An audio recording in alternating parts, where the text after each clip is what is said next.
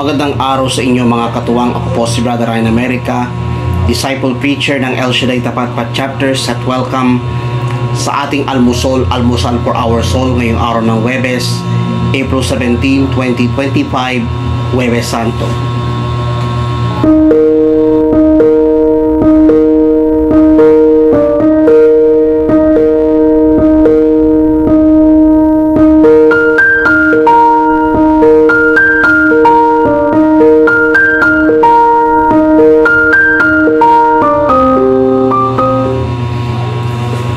Ang mabuting balita ay John chapter 3, John 13, 1 to 15. Ito po yung paghuhugas ng mga paa ng 12 apostol.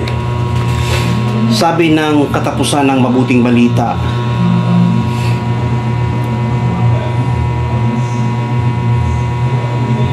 tinatawag ninyo akong Guro at Panginoon, at tama kayo, sapagkat ako nga, kung ako ang Panginoon ninyo at Guro ay naghugas ng inyong mga paa, dapat din kayong maghugas ng paa. Binigyan ko kayo ng halimbawa at ito'y dapat ninyong tularan.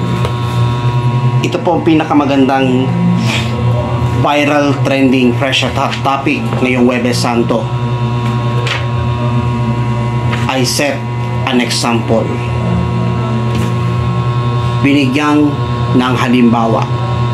Yan ang pinakahalimbawang ibinigay ng buhay na Diyos sa atin lahat. Ito po ay sa pamagitan ng paghuhugas ng mga paa ng 12 apostol. Yan po ang papakumbabang ginawa ng Panginoong Hesus sa 12 apostol.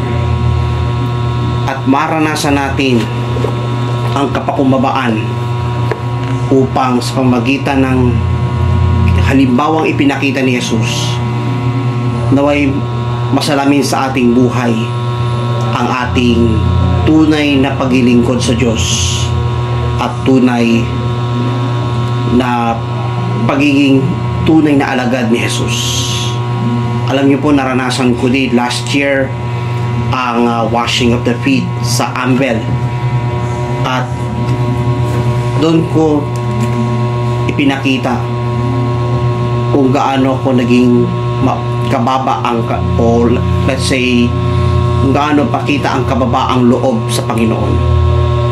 Kahit papaano hindi ako nawala ng pag-asa, bagkus patuloy pa rin akong makatupad sa mga ipinangako ni Jesus at sa pinangako ng Diyos. Nawa magsilbing aral sa lahat at patuloy nating maranasan ang pagkilos ng buhay na Diyos. Kung nagustuhan nyo po ang video na ito, tapagpala, pass to everybody. Punuin natin sama-sama sa social media ang mabuting balita at gawing viral, trending, fresh at hot topic bawat araw ang mabuting balita dito sa almusal for our soul. Isang makabuluhang Huwebes Santo ang aking pagbati sa inyo lahat.